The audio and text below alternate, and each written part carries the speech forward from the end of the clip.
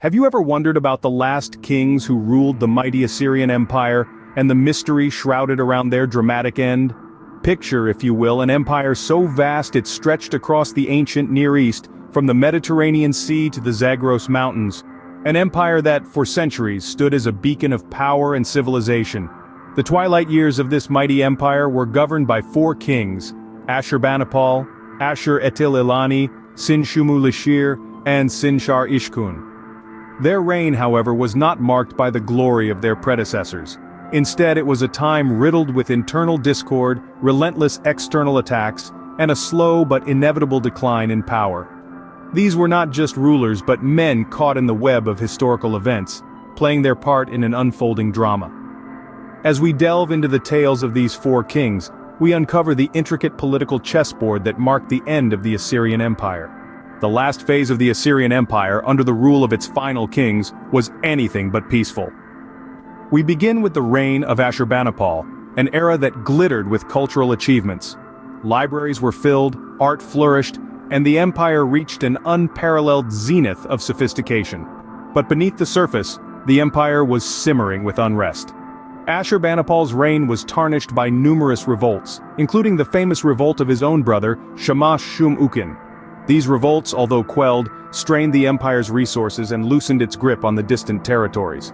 Following Ashurbanipal's death, the throne was inherited by his son, Ashur-etil-ilani. His reign, however, was far from smooth. The empire was already weakened from the revolts during his father's rule, and now it was further plagued by internal power struggles. The once unshakable empire was beginning to crumble from within. In the midst of this chaos, a usurper rose to power. Sin-shumu-lishir, a high-ranking official, seized the throne, but his reign was short-lived. He ruled for only 3 months, but his usurpation was indicative of the precarious state of the Assyrian Empire. Finally, we come to Sin-shar-ishkun, the last recognized king of the Assyrian Empire. His rule was marked by a series of disastrous events. The empire, already weakened from the inside, could not withstand the external pressures. The Medes and Babylonians, seizing the opportunity, launched attacks on the Assyrian Empire. Despite Sin-shar-ishkun's attempts to maintain control, the empire collapsed under the weight of its own complexity and the relentless onslaught of its enemies. The fall of the Assyrian Empire, once a powerhouse in the ancient world, was a complex game of power, ambition, and ultimately, downfall. The last kings of Assyria, each facing their own unique challenges, were unable to stave off the inevitable.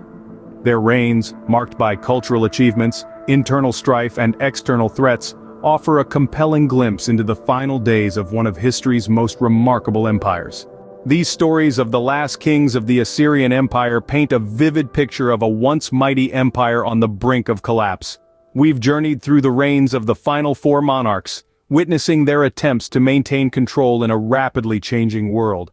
Their rule was marked by internal discord, as well as external threats that strained the empire to its breaking point. The reign of each king was a chapter in a larger story, a tapestry woven with threads of ambition, power, betrayal, and resilience. These individual narratives provide us with a unique lens to examine the dynamics of power and the forces that can lead to the rise and fall of civilizations. Reflecting on these historical events, we gain valuable insights into the complex interplay between personal ambition, political intrigue, societal pressures, and the fickle hand of fate. In the end, the tales of the last kings of the Assyrian Empire serve as a timeless reminder of the fragility of power and the unpredictable currents of history.